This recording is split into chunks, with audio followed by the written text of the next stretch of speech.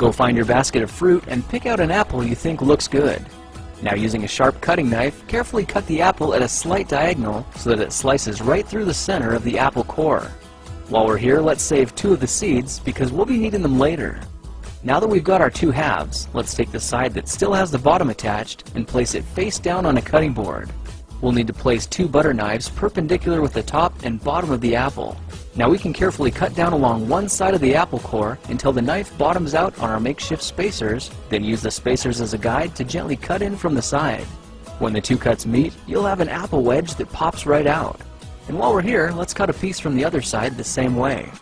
Now our goal with these is to cut out 3 more L-shaped wedges about 1/4 inch thick. And this time, rather than cutting in sideways toward your fingers, try turning the piece over so you can cut downward and meet the first cut at the bottom. Now with a little wiggle, a new apple wedge should break free.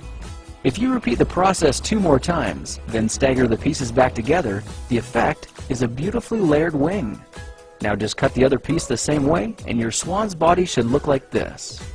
To make a place for the head, all we need to do is carefully cut into the front of the body and gently lift the pieces out to reveal a clean and fairly deep groove. At this point, we can go ahead and grab the other half of the apple and place it between the butter knives like before. But this time, we're just going to use them as spacers to cut an even slice off the bottom. You can see that repeating this process 3 or 4 times gives us a nice variety of shapes and sizes. Now look for a piece that resembles a heart that's been slightly flattened on top. All it takes to form the swan head is 3 strategic cuts with a knife. I made 1 angled cut to form the head, a horizontal cut to form the neck, and 1 slanted cut at the bottom for the base.